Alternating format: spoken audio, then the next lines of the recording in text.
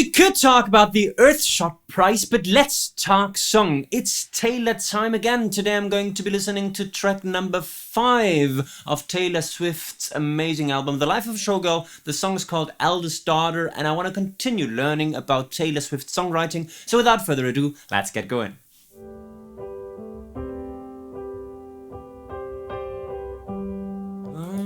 Let's find the center of the mode or key. I believe we are in the key of G major. Let's confirm this and find the chord progression.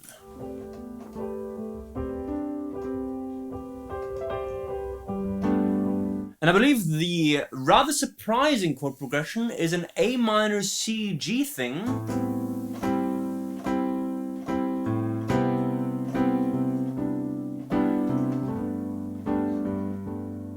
With a lot of embellishments, with a lot of 7s and 9s and beautiful notes. But the core thing is A minor to C to G. So 2 minor to 4 to 1. Now, of course, you could argue that this might also be a progression in the C major scale. I don't know if I hear this somewhere in the background. I don't think so. I don't hear the major 7 of the chord, but I just felt as though the G chord was the home chord. I don't know why. I might be wrong. Everybody's so punk on the internet. Everyone's unbothered till they're not. Interesting. So we keep the chord progression from the intro. We are still in this A minor to C to G thing. And we are now going to look at the melody to find out whether this will give us a hint as to the question if we are in G major actually or in C. Everybody's so punk on the internet. Ba-da-da. Right, so we've got... This might be the first 3 notes of the G major, which I find more likely, or the 5, the 6 and the major 7 of the C major scale. Interesting that she would limit the range in the verse to a major third only. Everyone's unbothered till they're not. Right? So we have got the C as a quick step upwards, ba-ba-ba-dum, and then we go down, ba-da-da-dum, and of course this ba-da-da-dum is almost this G major arpeggio with the added 9. Every joke's just trolling and memes. Same idea from the beginning. Sad as it seems, apathy is hot. Okay, so right now in terms of melody, there is no way to tell whether we are in the key of G or C. I think because of the orientation around the G note that it's still more likely that we are in G major, but we haven't heard the F sharp or the F, which would definitely explain where we are. Let's look at lyrics for a second. Everybody's so punk on the internet. Everyone's unbothered till they're not. Every joke's just trolling and memes. Sad as it seems, apathy is hot. Now, a lot of really interesting things happening here. First of all, we've got alliterations at the beginning of the lines with everybody, everyone, and every joke. Not only this, but in my opinion, we have got 5 lines, namely an X line, a B line, 2 C lines, and another B line. I think the rhyming pattern is supposed to be X, A, I said B, but there was no A, so it's X, A, B, B, A. Everybody's so punk on the internet. Everyone's unbothered till they're not. Okay, so those are the 2 rhymes that certainly don't rhyme with each other. Now we've got 2 mini lines. Every joke's just trolling and memes. Sad as it seems. Really cool. We could also argue that this is an internal rhyme, but I think it's 2 short lines. Also because they repeat this melodic motif.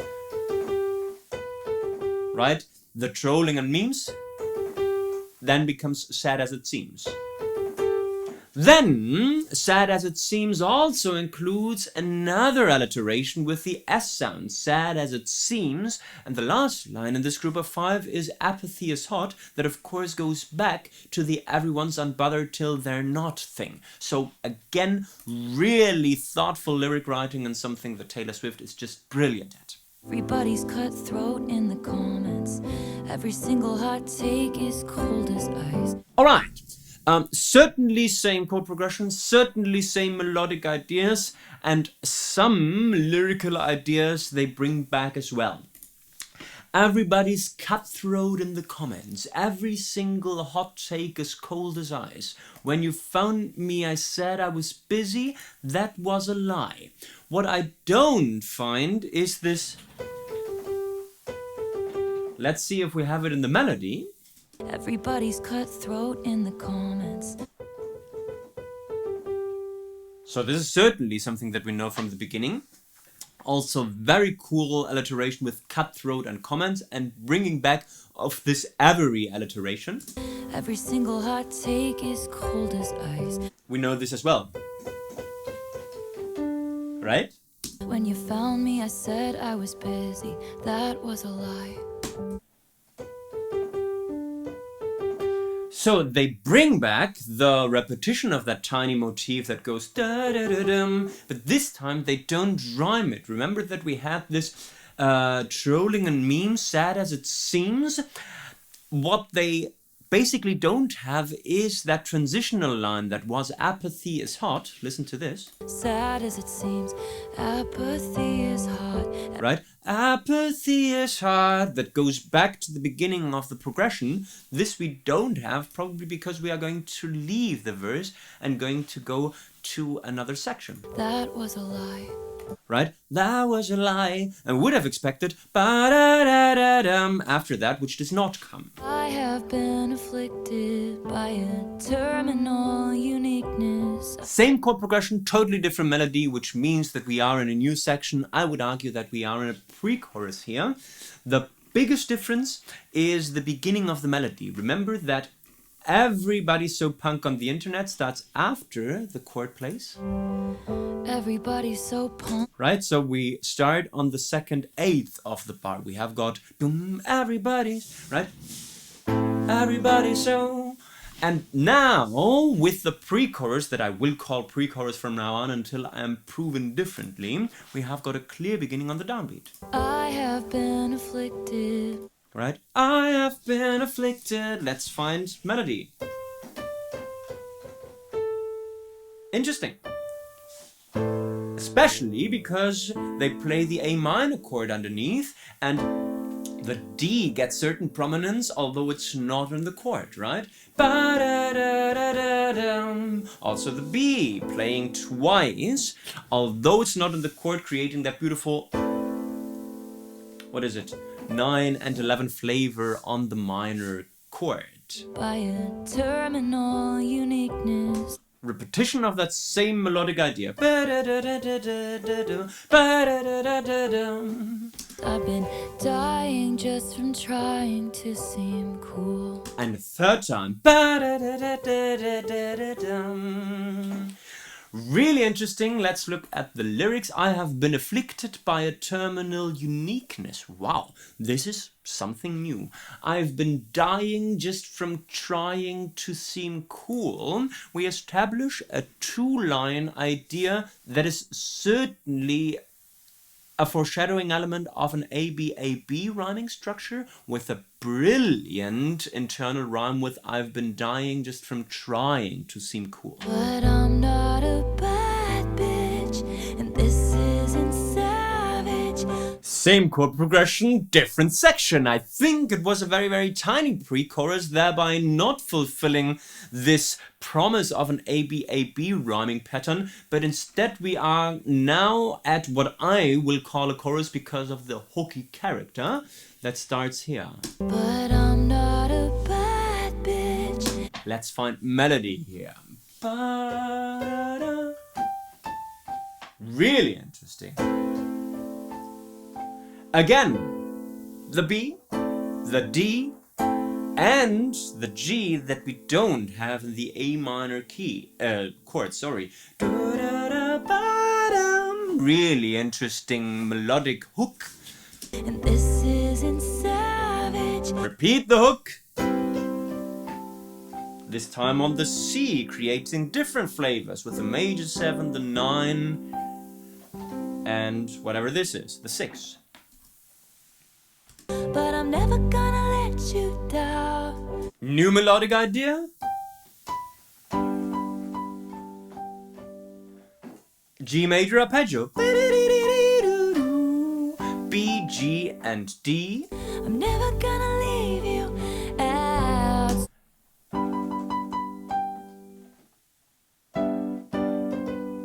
With a tiny variation at the end. So we have got, and this is all on the G major chord, that makes a lot of sense because it's the G major arpeggio. And then she goes, probably transitioning to a second chorus half. Before we do that, let's look at lyrics. But I'm not a bad bitch and this isn't savage. Interesting loose rhyme. But I'm never gonna let you down, which of course is a brilliant prosodic element. Of almost a little lie, right? She says, I'm never gonna let you down, but at the same time the melody goes down. So is she never gonna let the person down? So many trade. And of course, the rhyme that kind of threads this together then is, I'm never gonna leave you out. So many traitors, smooth operators, but Same melodic ideas, same variations, different lyrics certainly. So many traders, smooth operators, interesting Sade reference. Is it pronounced Sade? Is it Sade? I don't know. You know what I'm talking about. No need to ask, he's a smooth operator. But I'm never gonna break that vow, again with that downward movement. I'm never gonna leave you, and then she goes to that variation. Now. Very, very interesting. you know the last time I laughed this hard was on the trampoline in somebody's backyard. Interesting. So we are certainly in verse number 2 with a couple of variations. So we leave that everybody, everything, every joke idea. At the same time, we start with a pickup melody. You know the last time I laughed this hard was No, I lied. Okay, so we still have the beginning after the downbeat. You know the last time I laughed this hard was... Right? on the trampoline in somebody's backyard. All the ideas, melody-wise, that we know from verse number 1. I must have been about 8 or 9. That was the night I fell off and broke my arm. And they bring back this 5-line idea from verse number 1. You know the last time I laughed this hard was on the trampoline in somebody's backyard? It's backyard, but never mind. I must have been about 8 or 9. That was the night. This is the 2 short lines, right? And then we end this thing with, I fell off and broke my arm. What's there to laugh at? Pretty soon I learned cautious discretion. When your first crush crushes something kind. Interesting. So again, the 5th line we don't bring back, but instead we have got this that was a lie thing that was also the ending of verse number 1. Pretty soon I learned cautious discretion, again with that k alliteration, this time hidden in the middle of the discretion word. When your first crush crushes something kind. So we bring back that very violent k sound that might be a prosodic element, certainly a cool thing, a cool wordplay with crush and crushes something kind. When I said I don't believe in marriage, that was a lie. And now we are probably going to go to pre-chorus number 2. Every eldest daughter was the first lamb to the slaughter. Wow, that is a very powerful rhyme. Every eldest daughter was the first lamb to the slaughter. Certainly the same pre-chorus idea. And we expect a third repetition of that melodic phrase. So we all dressed up as wolves and we looked fire. And now we expect the chorus to kick in, so we have got a very, very clear repetition of the build-up structure, verse and pre-chorus. But I'm not a bad bitch, and this isn't savage, but I'm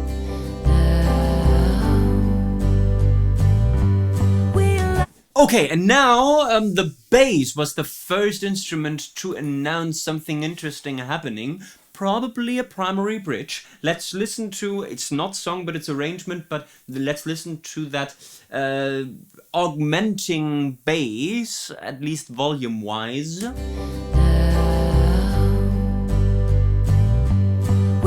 Also going up an octave, I believe. And now interesting what's next. we lie back, a beautiful, beautiful time lapse. Ferris wheels, kisses, and Interesting, so first time that we introduce a new chord progression that I have to understand first. I think it might be an A minor, E minor, C, G thing, but I'm not sure. we lie back, a beautiful, beautiful time. No. Oh, it's the D major chord, finally proving that we were in the key of G major all along. Almost forgotten that question. We lie back, a beautiful, beautiful time lapse. Ferris wheels, kisses, and Okay, so the chord progression is a 5, 6 minor, 4, 1. D, E minor, C, G. Which makes a lot of sense when talking about the function of a primary bridge, whose main function is to create contrast. So what better way to create contrast than bringing across a new chord progression to begin with. The melody is a tiny pickup thing with ba-dow, right? With the lie of we lie back as the strong downbeat melody line. And this tiny G idea as a pickup. we lie back, I think is the no idea. beautiful, beautiful time lapse.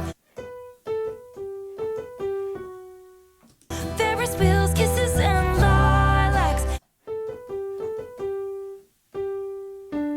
Okay, so we've got basically two melodic motifs that take turns. This quarter note motif, ba-dum, right? And that always takes turns with eighth note idea. 16th, I should say. Da, ba-dum. And now the 16th motif, ba-da-da, ba-da-da, ba-da. Right? So always we have got this change between slow and fast. Really interesting lyrics as well. We lie back, a beautiful, beautiful time lapse. Ferris wheels, kisses, and lilacs with that beautiful rhyme at the end of every line. And things I said were dumb, 'cause I thought that I'd never find that. Right? And the lie back idea now becomes 'cause I thought that I'd never find that. Again, with the transitional pickup melody and lyric idea that then lands on this find that. We expect this bridge to continue. Beautiful, beautiful life that Beautiful, beautiful time lapse now becomes beautiful, beautiful life that. shimmers that innocent light back, like when we were young. Okay, really cool primary bridge. And now Every youngest child felt they were.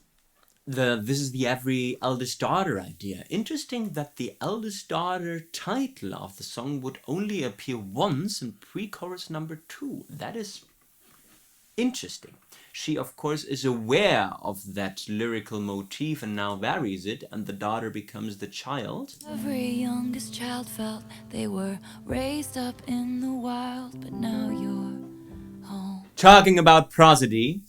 But now you're home. Home chord, the tonic of the key. and the melody note is also the one of the tonic chord. If that isn't prosody, then what is? And this isn't savage, and I'm never gonna, Really cool variation. Savage! and I'm never gonna let you down. I'm never gonna leave you down.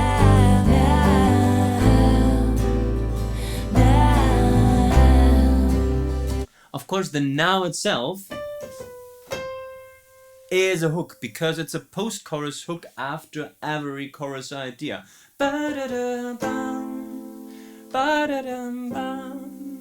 Right, so a nice, cool secondary hook idea, a chorus afterthought that, of course, with its repetition becomes hooky in its own right. I'm never gonna leave you now. And another prosodic element at the end, of course, they resolve everything to the home chord. Never gonna leave you now, I'm going to stay home, as the eldest daughter. And this was Eldest Daughter by Taylor Swift, and I'm sure we can take away valuable songwriting learnings. Songwriting learning number 1 is a lyric writing tip, and it's about alliterations and word repetitions. Let's look at verse number 1 and celebrate the perfection that Taylor Swift applies here. Everybody's so punk on the internet, everyone's unbothered till they're not, every joke's just trolling and memes. Later, we repeat those every ideas with everybody's cutthroat in the comments, every single hot take is cold as ice, and later, of course, every also becomes the introduction of the title of the song with every eldest daughter. Every eldest daughter. Right? Very, very interesting. So be aware of the words that you use as the beginning of your lines as well. That reminds me, you might want to check out my song Every Opportunity, where I did exactly the same thing. Every now and then I get this feeling that everybody else has got it right, that everyone's so sure about the meaning of their lives, and I don't seem to get past almost, but not quite. Songwriting learning number 2 is another lyric writing tip, but at the same time it's connected to melody writing, and I'm talking about the 5-line verse here, where you have got 2 long lines and 3 short lines. We could have looked at verse number 1 again, but because we talked about verse number 1 in songwriting tip number 1, I'm going to look at verse number 2 for songwriting tip number 2, which was, you know, the last time I laughed this hard was on the trampoline in somebody's backyard.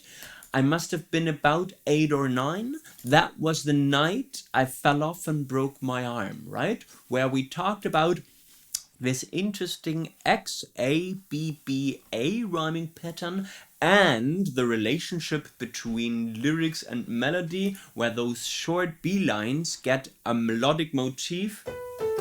Listen to this. I must have been about 8 or 9. That was the night I.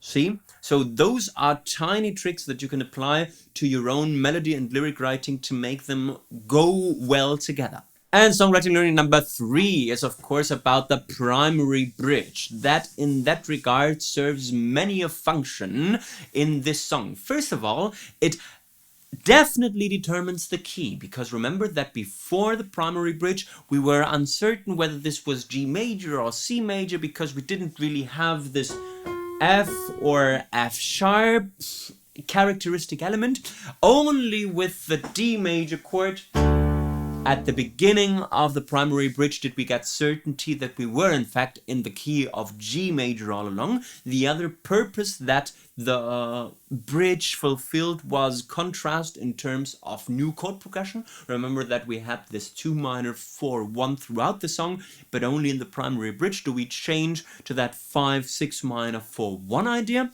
And thirdly, of course, we introduce new lyrical and melodic ideas. This time with this da-wum, ba-da-dum, ba-da-dum, with that cool mix between the slow rhythmical motif, or melodic motif I should say, and the fast one. Listen to that first idea. We lie back, a beautiful, beautiful time lapse. with that really, really cool contrast. And when talking about time lapses, it's a really good idea to play with this fast and slow rhythmic idea, so I'm sure this was conscious in many regards. And this was my live reaction and on-the-fly analysis of Taylor Swift's Eldest Daughter. I'm still super hyped with everything that Taylor Swift has done on this album so far. If you liked my reaction video, please make sure to give me the thumbs up, to subscribe to the channel, and to leave friendly comments. Please also consider becoming a paying channel member in order to get early access and exclusive material. Or visit me on Linktree for further resources, or check all links that I have curated in the video description. I guess we've talked song, you can talk about the US Shot Prize now. Bye bye!